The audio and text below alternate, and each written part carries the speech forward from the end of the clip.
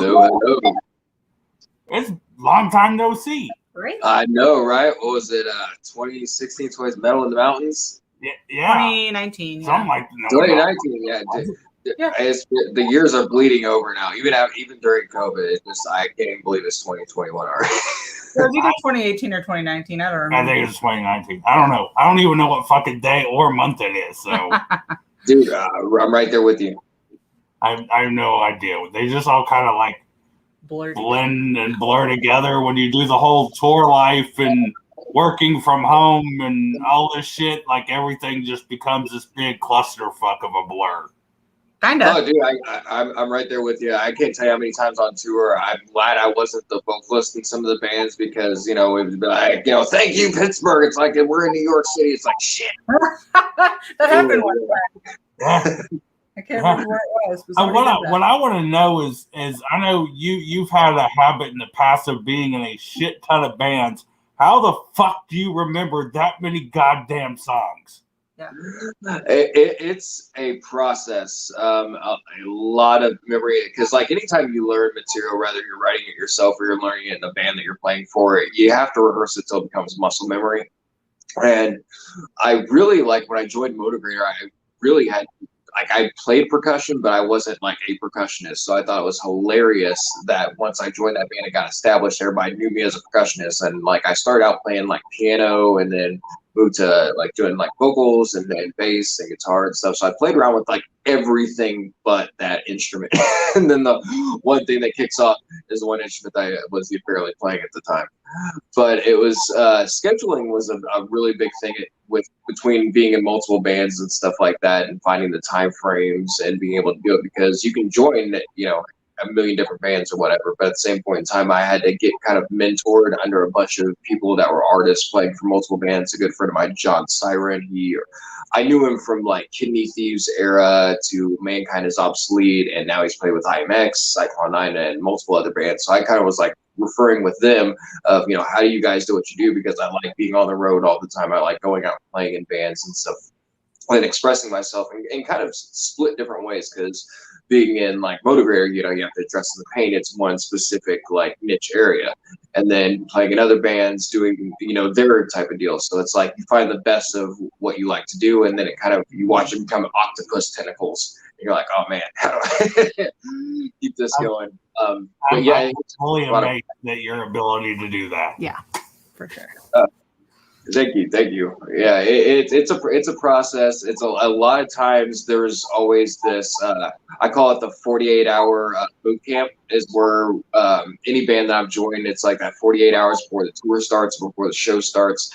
I'll lock myself in a room or lock myself in with the band, or put some headphones in, and rather it's playing guitar, bass, drumming on a pad or something, where I literally spend the majority of that, if I'm not passed out from just being tired of playing, that I have to beat these songs into my head. Because also with learning a couple different bands, songs and everything like that, you don't want to cross-reference them. Like, right. I'm playing, so I don't want to sit here and have a tempo for another band song in my head. So yeah, it's a process, especially in that last 48 hours. But I try and execute it as much as I can. That is fucking amazing. So what's going on with the new band? So Shadow Syn has, funny enough, been around since 2007. I had this random idea after a few bands I did before I started Shadow Syn. I was kind of learning how to program and write my own material. And from what you hear now until then was terrible in my opinion. But it was the first starting out process of everything. And, I started in 2007. I did maybe one show where I opened up for a Rocky Horror Picture Show, like, live performance. So we were the only band that was on the bill. It was me, a keyboardist, and a bass player. We did that show. And then maybe about 6 to 8 months after that, a bunch of bands started hitting me up back in the MySpace days, if you can go back that far.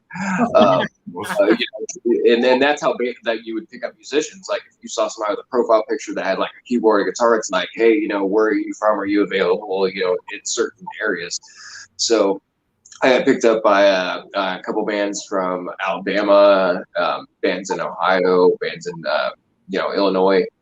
So I became like a free agent for a while. So the Shadow Syn thing kind of went off to the back burner, and then I did all this stuff, and then in 2018 when Motivator was on tour with Orgy, I was in the van and I had my laptop with me, and I hadn't like started writing on music in a while, and just randomly started getting like inspired to write again. And for whatever reason, I delved really deep into it throughout the rest of the tour, and then made an announcement at the end of the tour that I was going to be bringing Shadow Syn back.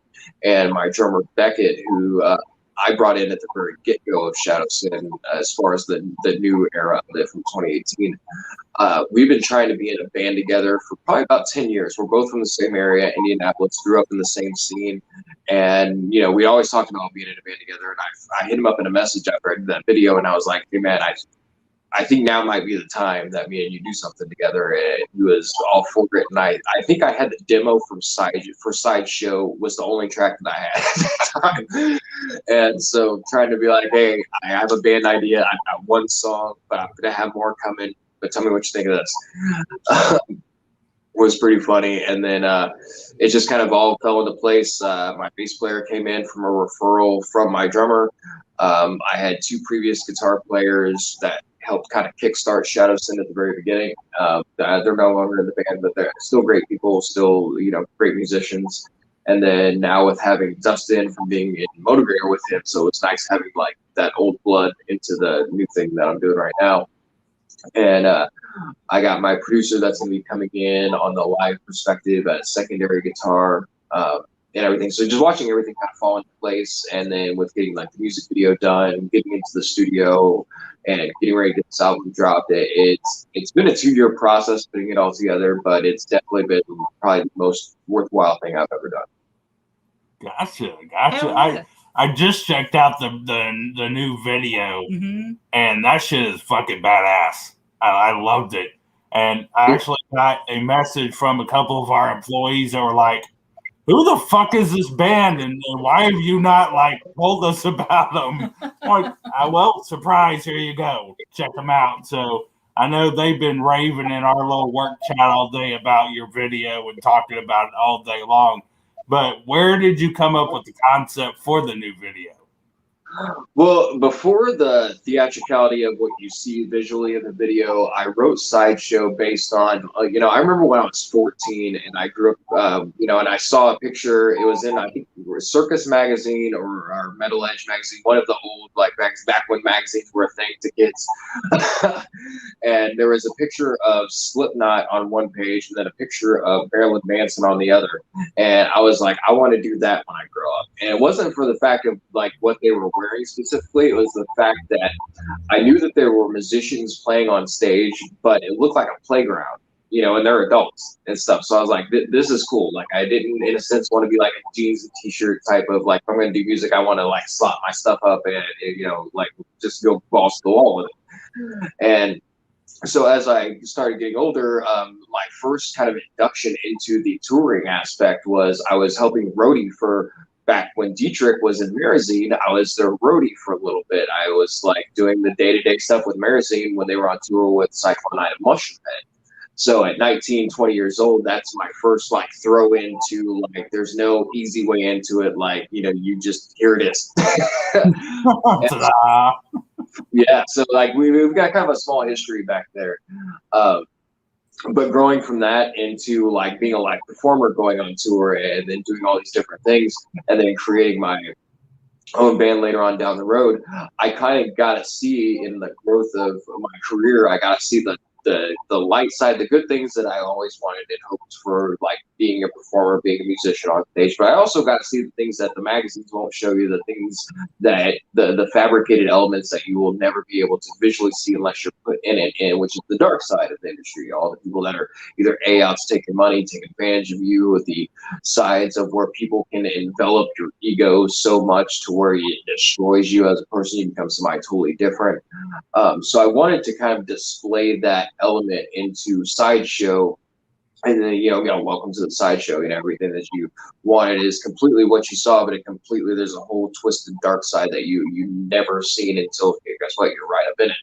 So that's why in the video there's the me, how you see me now, and then there's the a couple of people have referenced like Joker or this very evil side of me, something like that in the candelabra scene.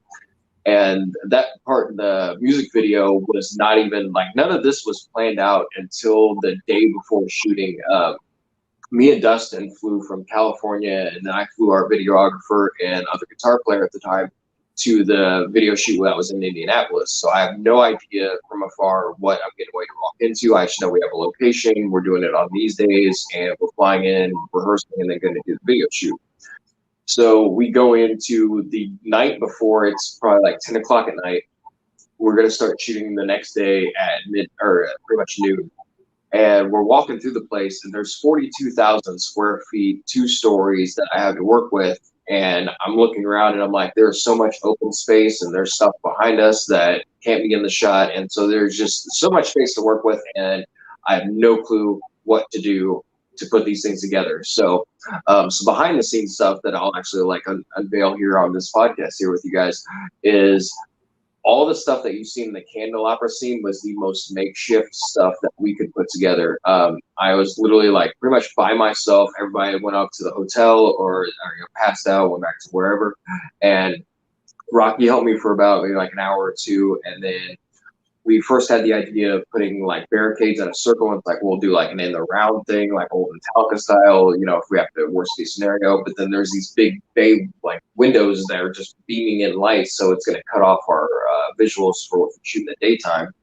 So I was digging around at like 2 or 3 in the morning, and I found this corner of the warehouse area that had this mock version of the Phantom of the Opera, like props and stuff like that. And that's where I got like the candelabra stands, the throne chair. Now the throne chair, funny enough, was sitting on a cafeteria grill. So if I move too much this way or too much this way, I'm going to roll out of screen when we're shooting. So like there's no give there. And I never planned on doing this video performance mainly sitting down. And then I built the risers for my guitars, which were pretty much tables that had no legs. It was just a table pointed in like arrow shape, and then they're sitting on 5-gallon buckets with black sheets over top of them. I was like, so you guys can go this way and this way. You jump backwards, you're screwed. So like the behind the scenes stuff with this video is the most hilarious thing, and it blows my mind that nobody got hurt in the making of this video.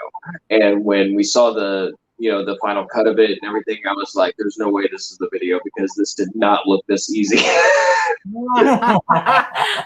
That's generally how it goes. Oh yeah. Usually. That's why they call it movie magic. So, 100%. As far as being a musician, what is your favorite thing about being a musician? I think for myself, I've always loved like self-expression, regardless if it's like from the way we like actors, the reason people like Johnny Depp, for example, like Johnny Depp can be multiple different characters, but be the same person. You see him in day-to-day life, and you're like, oh, that's Johnny Depp, regardless if I see him in Edward Scissorhands or Secret Window. I mean, there's just being able to expand upon yourself. Because, I grew up in a private school, so, kindergarten through 12th grade was very, religious oriented, kind of pushed down the throat and everything. So of being solidified into one specific thing. And I knew in myself somewhere musically or, even theatrically of expression based, that I had more to give. And music kind of opened that up for me. And so, the bands that I listen to what I'm doing now, and then the bands especially that I've played in, I've always had reasons to why I played in these bands, the theatricality and stuff like that. There's certain bands or certain stipulations that I have to have in place to where if I'm going to go on stage representing another band, to be like, hey, I'm going to enjoy this, because you can be the heaviest band in the world and I can headbang to it, but if I'm not enjoying what I'm presenting out of myself on stage, then it's not really going to work.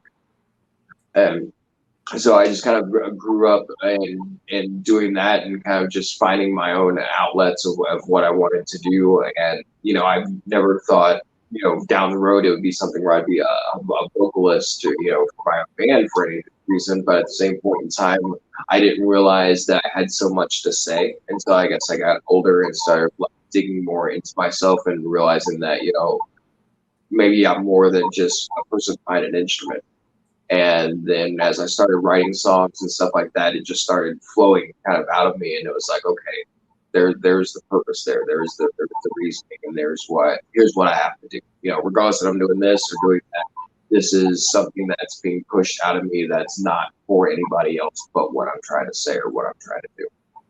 Gotcha. So do you have a specific style of music that you tend to gravitate to or prefer to play?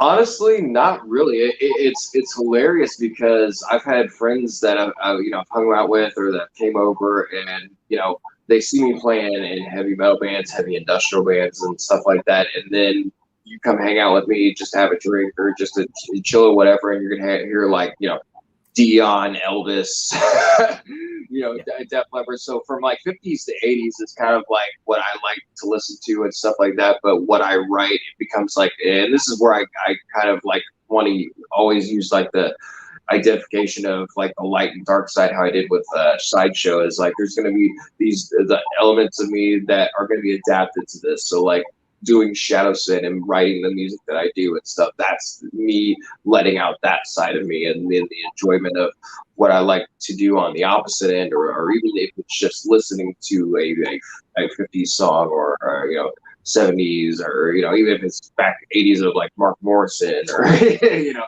whatever it may be, I can enjoy that, but I can still get my therapy and release from what I like to do that's kind of at my core musically.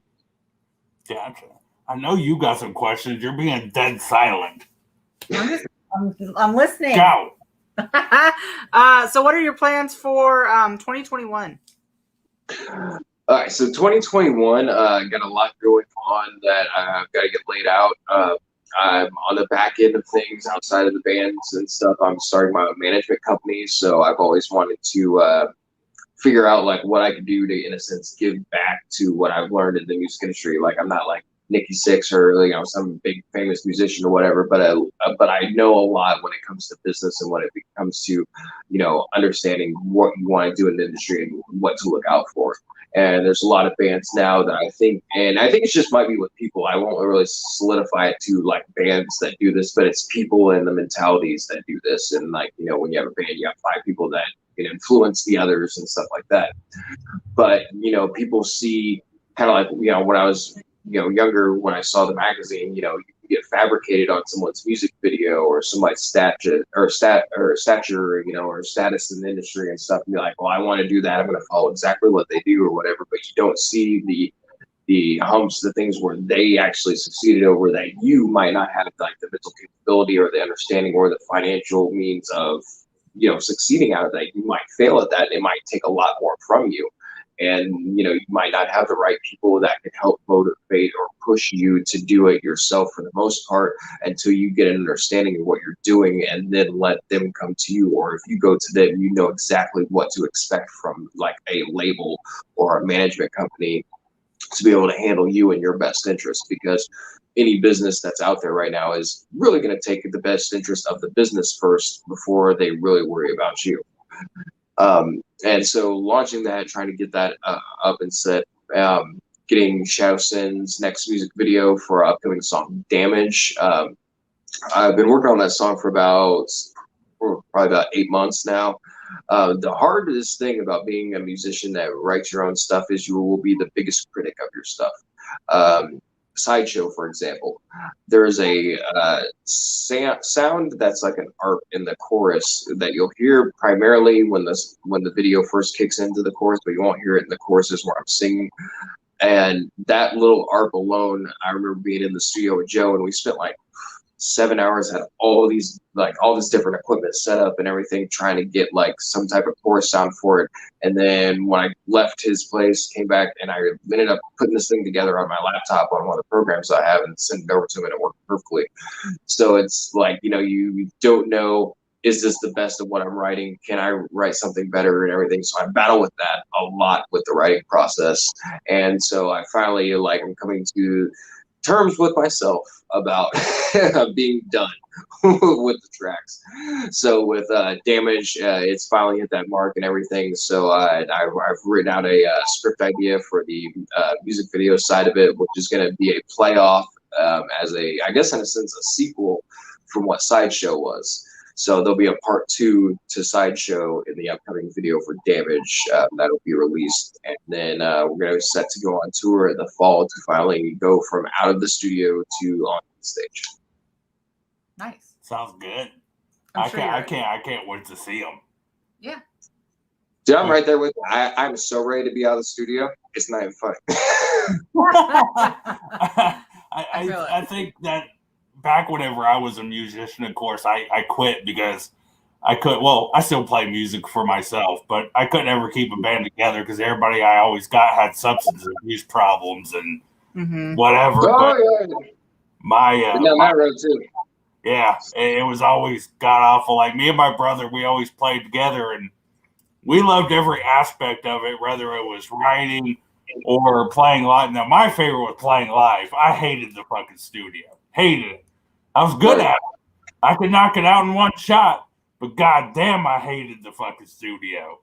It was a whole lot of waiting and waiting. Oh yeah, it's kind of like being in. I call it the musician's purgatory. You're sitting in this limbo to figure out if the track's set or if you got to do it again.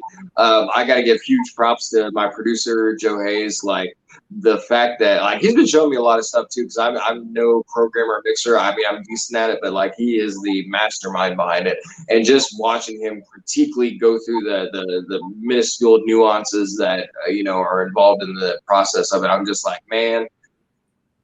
I wish I had more money because I feel like I'm not paying you enough. I always kind of felt like whenever we were recording, it was like being at the airport. Like a person would go in there to start recording. Exactly. You're waiting for the freaking boarding A to start. Yes.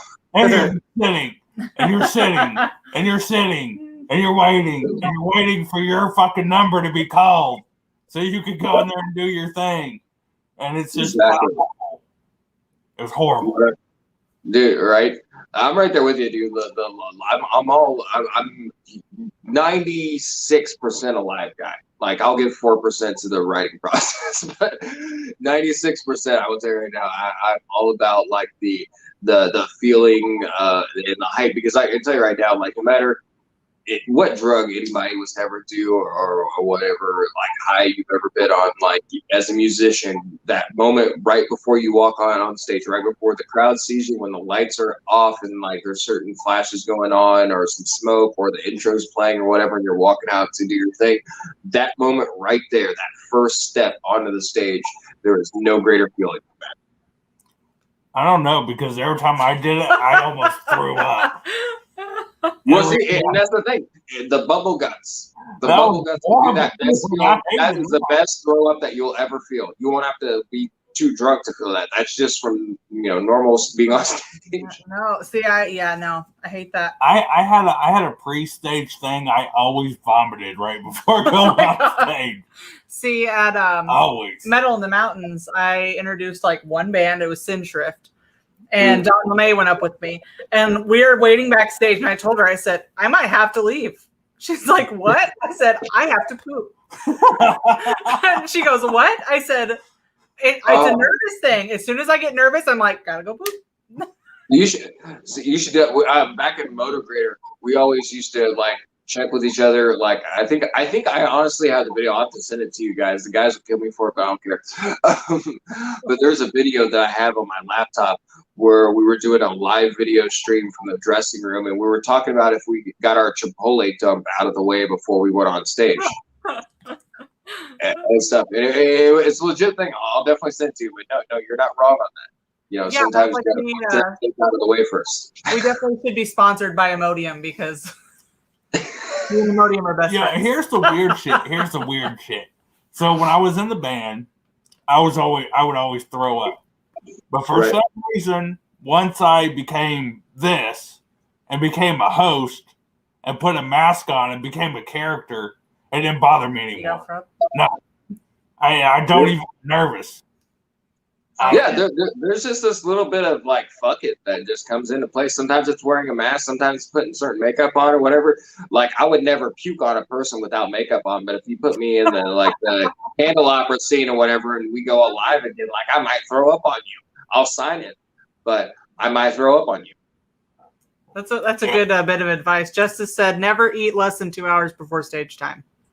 Yeah, I did 4. I had one instance in a band years ago when I was in Xeno Cult, and it was like a 2-man industrial band, and we were playing and we were opening up for Hansel and Gretel in Toledo, Ohio, and we were on the way there from Terre Haute, Indiana, and we stopped at McDonald's. Bad idea, and stopped there, ate, and I swear to God, dude, every 20 minutes, 30 minutes, or whatever, I was like, find a place to pull over, like.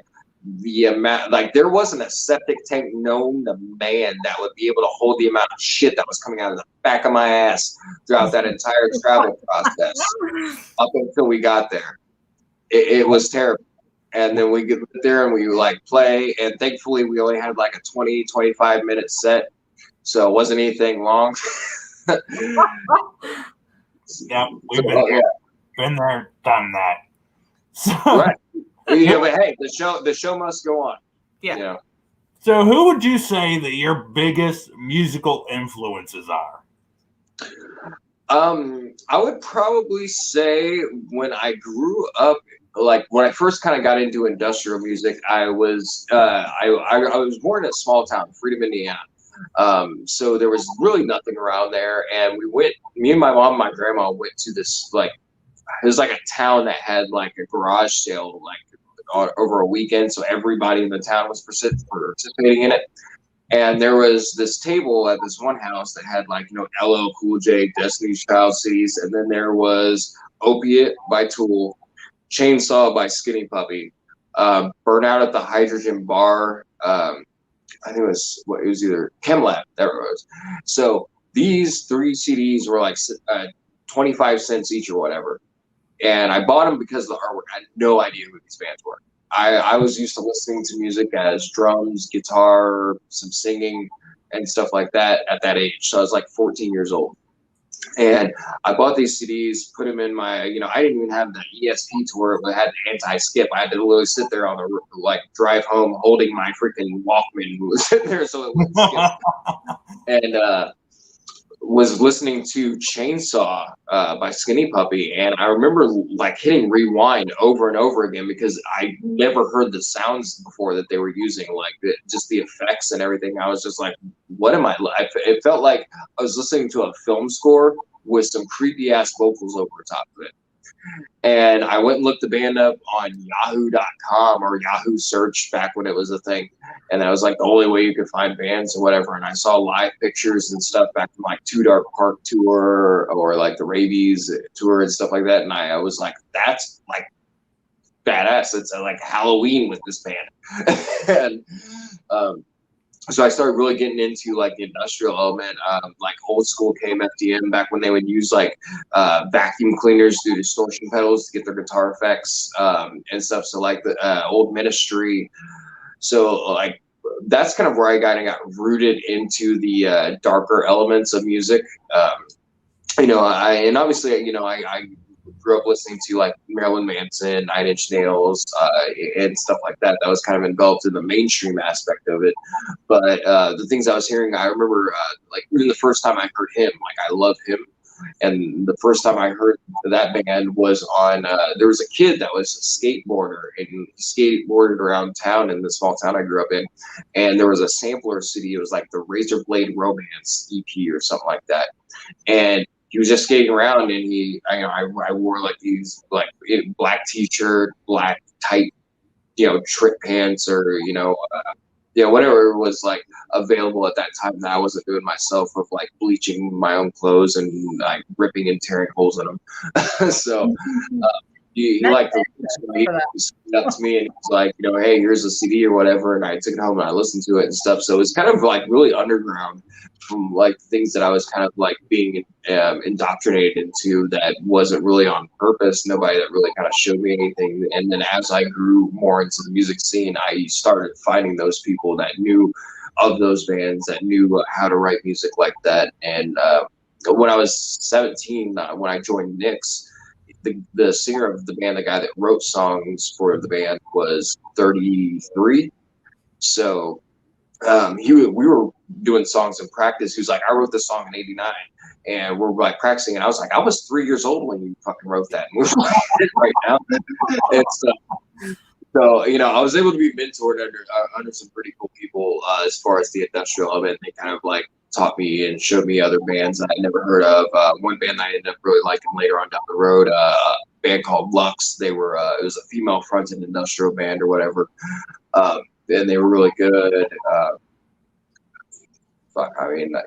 He showed me so many bands that never really made like the mainstream limelight or whatever, but like for what they did, like was awesome. And that was what I was cool with. Like no matter if it went mainstream or whatever I did was just underground. I just like being able to say, hey, I did this, and I can keep doing what I'm doing.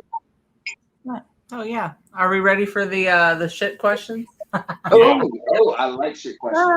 I'm ready. We'll start easy. Does pineapple belong on pizza?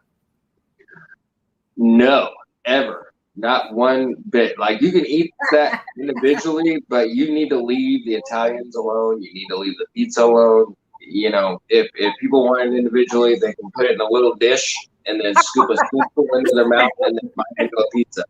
Not my year. No. Not my year. This has been a feud for us for a long time. I say no, and wait, hold on. Tell me, which one of you likes the pineapple on the pizza? Me. Oh, man, I really thought with the mask that you were going to say F the pineapple. I love it. I love it. No, it's okay. You get the exception for sure. No, anybody else that likes pineapple on a pizza, get a life. Like put it in spectator. I appreciate that. Yep. I'm winning this year. Yeah, you are big time. Like a landslide. It's not even close. Kicking your ass. Yeah. The first year I won though. True. Yeah. Keep See, after quarantine, everybody decided. You're the queen of the shit questions. Keep going. Okay. If you had a vagina for 24 hours, what would you do with it?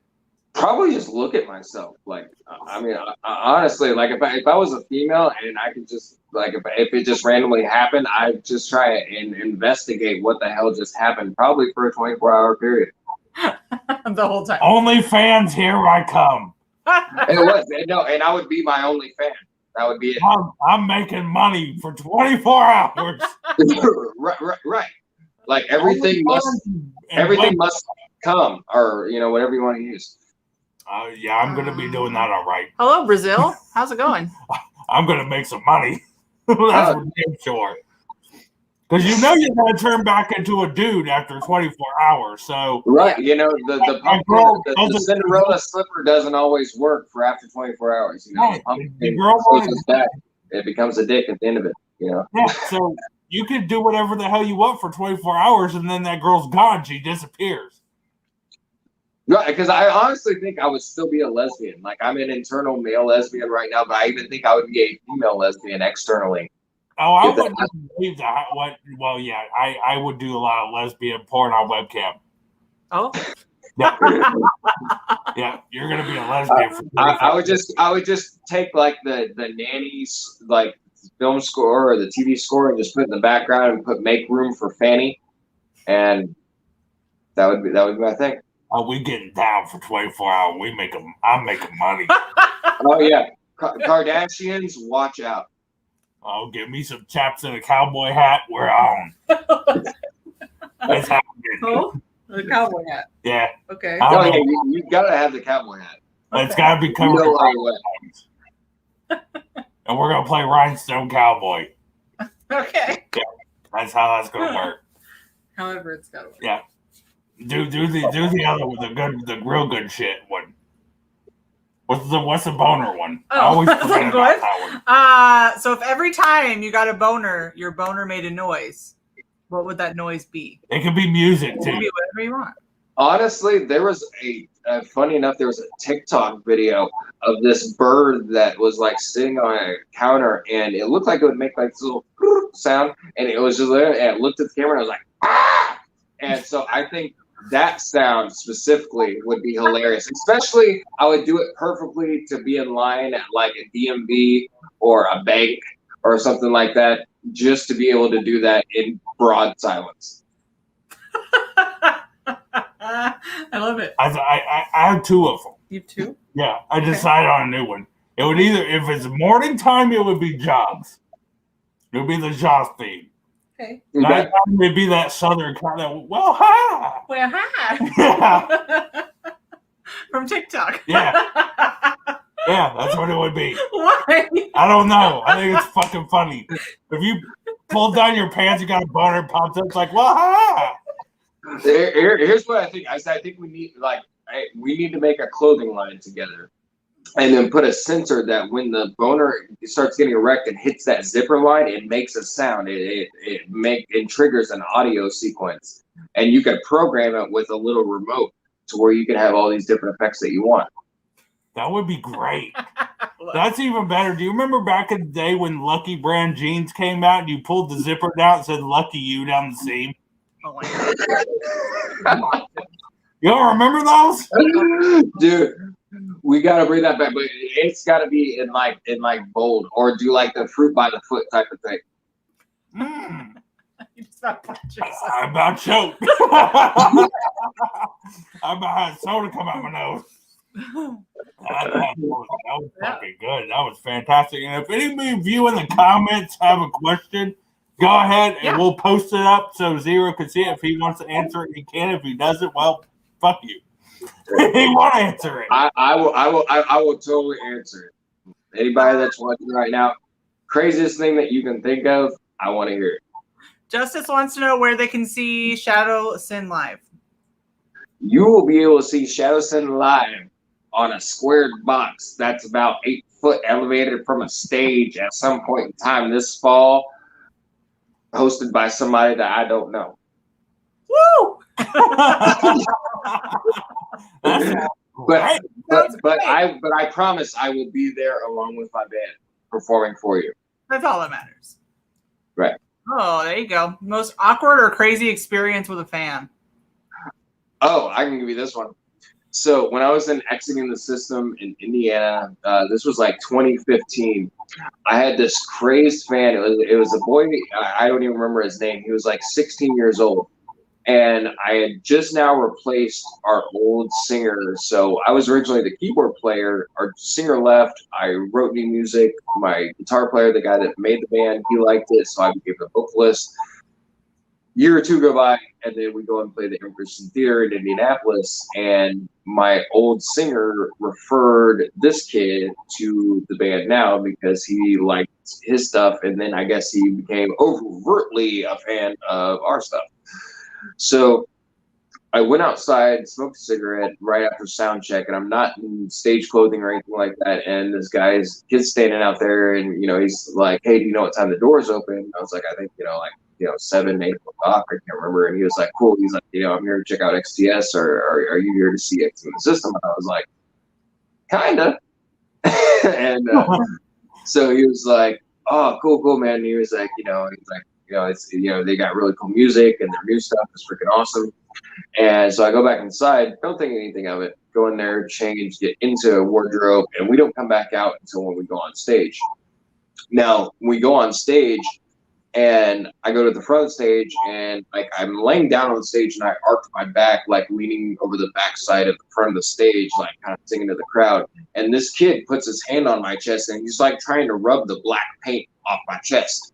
And I tried to lean up, and he would not let me get back up. So I had to move his hand out of the way and lean back forward, and went back and kept playing the set. And then when I would put my foot on a monitor or like towards the front of the stage, he would wrap his hands around my foot and hold it right there and would not let me go. And like, so this kid was just like, anywhere that I went, he would show up and he would not let me move from where I was, originally at. What? Then we get done playing, and we go up to the merch booth to, take pictures, sign autographs, or whatever. And the same kid at first body in the line of people. And he comes up, gets my guitar player's autograph, signature, whatever. And then he comes up, and I go and I put my arm around to, give him like a, what's up, whatever else. We're taking a picture. And he pulls my arm out, and he starts rubbing his head along the side, like rubbing the paint onto his face. And so they take the picture, and I told my tour manager, I was like, I'm gonna go like get a like change and everything. So I go and I'm heading out to the back, and my tour manager runs out and grabs me. He's pushing me towards the van. He's like, get in the van, get in the van, get in the van. And I get in the van. I'm like, what the hell's going on? He's like, dude, this kid is not gonna leave you alone. He slammed the door on me. So I was not able to get undressed or get this paint off me that's itching the hell out of me.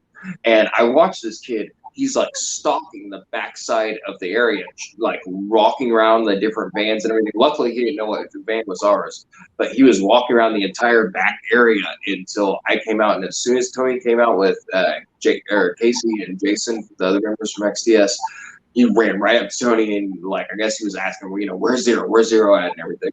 And they all walk up to the van. Casey and Jason jump in. And Tony turns around and shuts the door again. He's like, hey, kid, you know, the band's got to leave. Thank you for coming out and everything like that and everything. And this kid starts following us. Like, as we're getting out of the driveway, like, he's following us out of the driveway. We make a left to get back on the main road. And he walks up the sidewalk and just turns and kind of looks at us like this. And he's waiting. And I swear to God, for like 3 nights straight, I woke up to nightmares of just like, you know, I'd be dead asleep. And then there would just be this person outside your window waking up being like, hi. You're like, no. Right. And so, and which, you know, and nothing against it. Like, if you're a fan, like, you know, people do their own things. Like, there's nothing honestly weird about that. They're just really excited. I get it. But at the same point in time, when it's like there's nowhere else for you to go, and you've got to get personally like pushed into a van, locked in. It's hot. There's no AC in the van. There's like the keys aren't even in the van, and I have to sweat my ass off for almost an hour until you guys get done loading out the gear because you're afraid for me to go inside. Like, come on now. That's worse than mine. I never thought I would hear of one worse than mine. That is worse than mine. That was shit out of me. What's yours? We got brought up to do Rock and Shock in Boston. I guess it was 2018. Yeah. And I had to go to the bathroom so bad. Told her, I said, you got the merch table? She goes, yeah. So I'm going. And this girl comes out and she grabs my collar and brings me all the way to her face. And she says, I have a clown fetish. You're fucking me right now. Where are we going? And I'm like, you gotta go contend with her. And she looks down the aisle at her. She looks at me. She looks back down the aisle at her. And she goes, I'm good. Takes off, and I was like, and she like stalked me all weekend, just walking by. But she wouldn't say hi. No, she wouldn't dare come up, but she just kept pacing around and around and around, just waiting on me to be by myself. Oh, yeah. This is fucking creepy. I want to go. Yeah, and dude, it's crazy. Like sometimes you'll get that, and that's where it's like it's nice to have like hiding spots, whether it be like the van or like backstage or whatever. But like there's some venues where like there's no dressing room, there's no backstage. It's like even if I climbed up in your ceiling tiles, they're just drop hanging ceilings, so I'm gonna fall through. So like I really don't know what to do in this situation, but yeah, no, like. Yeah, it's kind of funny though. At least that she saw that there was going to be like some type of problem with about ready to like chop her head off, and I think she understood. I don't know why. I'm really nice. I have a really mean face though. Because she was like 5'2" and like 120 pounds, maybe. Well, what was it they said in anger management? You know, there's explosive people that are kind of like a bomb. You know, they'll just blow up, and there's implosive people where they'll take shit, and they're that one person that comes back into the store and shoots everybody in it. You know. Yeah. So, yeah, I don't know. Like, I feel like I would hyperventilate if there wasn't somewhere else, like for me to go. You know what I mean? Like that happened at Evil Expo. That was just weird. The girl that kept kissing you and like putting her face in your tits. Yeah, so I remember that. I'm like 5'5", 5'6", but I wear He's met you before. I wear big boots. Well, I didn't have boots at that time, but I have boots now, so I'm tall, a little taller. I'm like 6'1". Sorry, I didn't mean to get too close to the camera. I was like looking at this little post. Oh, you're okay. But there was a girl that came over to the table and she was like, "Hey, what shirt do you think would look good on me?" And I was like, "Bitch, I don't know." So I just was like, "This cat one's cute." And she's like, "Okay." So she buys it, she puts it on, and she's like, "Can you tie it for me? Like tie it a knot on the bottom?" And I was like, "Oh, sure, I guess." So I like tie her shirt and she's like, "Thank you." She grabs my face and she's like right on the lips and just like walks off. I was like, what happened? What just happened? Then the rest of the night, like she would come up to me randomly and just like face right in my titties, like right in the middle. I'm like, hello. We got a John Merce. I think that's his name, Merce. Who would you like to work with in the near future? Honestly, if I had anybody that I would want to work with that, accessible, would probably be Trent Reznor. I would probably absolutely love to do either film score stuff or do a collaboration with Trent Reznor. I think that would probably be my biggest person that I would love to do. I think I would shit myself if that happened. Yeah. Dude, I would shit your pants straight up. There you go. What would be the epic venue for you? I don't know. Like, there's been one venue in it was somewhere in Texas. It was on the Motivator tour that we did. It was at the State Farm Arena where we played. Orgy played with us too at that. That arena show. It was a 9,000 capacity venue, but at the same point in time, like not discrediting the amount of people as far as the venue, but there was one place that we played in New Mexico on the first tour I did with Motivator, and it was probably, if anybody was to ask me my favorite show, it'd probably be this one. When we went and played, I'm so used to seeing people like jumping around, headbanging and stuff like that, mosh pitting when bands that I played in and played shows. This was the first crowd that I ever played in, only crowd that I've ever played in front of, where there was so many people because we played on an Indian reservation. And there were people Indian dancing to our music when I was playing for Motivator on the first tour. So like I'm standing, playing the drums and everything. And I look over and I think I stopped playing for a good like half a minute or two, and just was kind of taken in by everybody just kind of like jumping around, spinning around like on one leg and everything. It was just really, really cool to see, and it's something that you don't get everywhere else and stuff. So I'd probably say, look, my most epic place to play would probably be New Mexico, whether it be a small venue or a large venue. We've always wanted to go out there. We have a huge fan base in New Mexico. We've never been able to get out there. Nope. Hopefully one of these days we will. Yes, yeah. It takes a minute to find the right connections, but yeah, it'll definitely be worth it. I promise you. Let's see, what's this one? What's the funniest thing that you'll never forget that happened while you were on tour?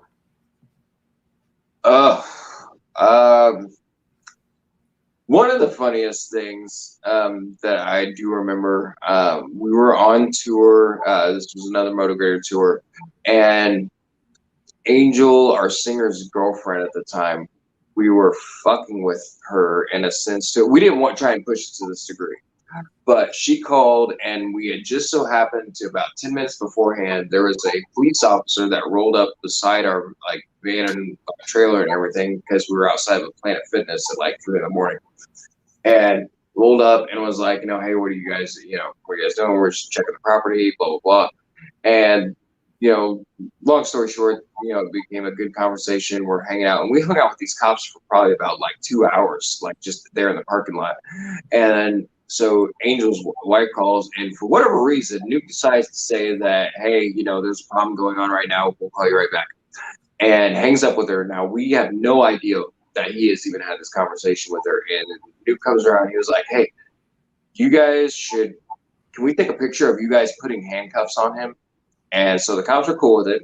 So Angel put his hands behind his back, and it looks like we took a picture of what looks like a cop arresting him in a very like rough way.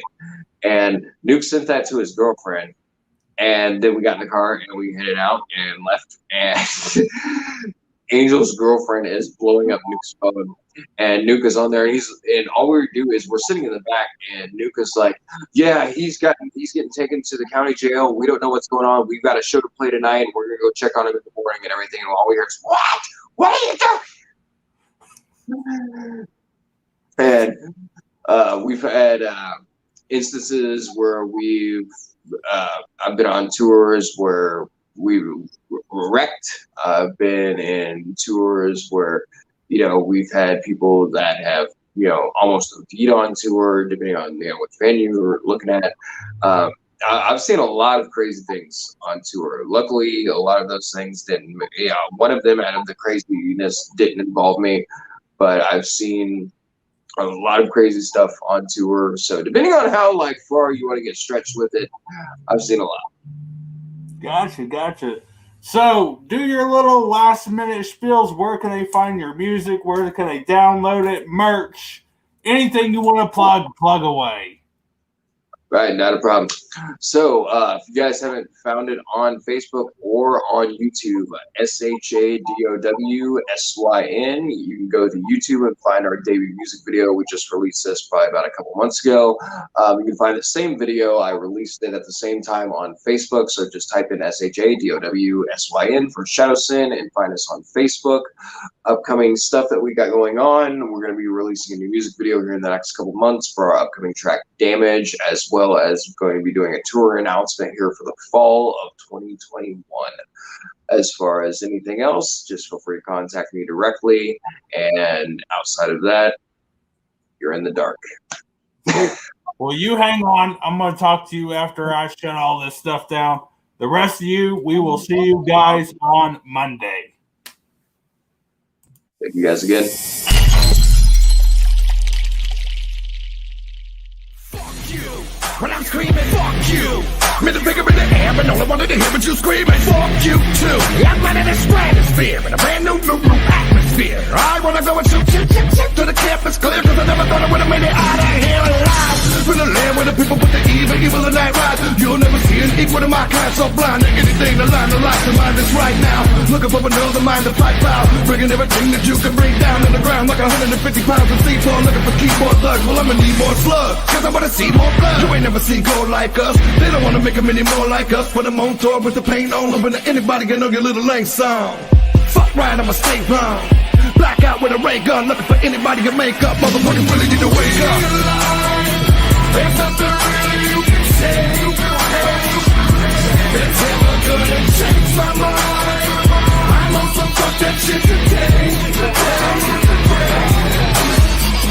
Fuck it, I don't care. Middle fingers in the air. Only count is up in here. Only count is up in here. Fuck it, I don't care. Middle fingers in the air. Only count is up in here. Only count is up in here. Fuck that! I said fuck this shit. I was born a son of a bitch and always talk a whole gang of shit. Even know that I wouldn't work spit. Now till I became a bastard. Whole world revel in the wake of my damn disaster. Had to talk to a pastor. Told me sit down, handle my shit, and try to figure out what the fuck's really the matter. Ain't none of my city, only nigga wicked is the last of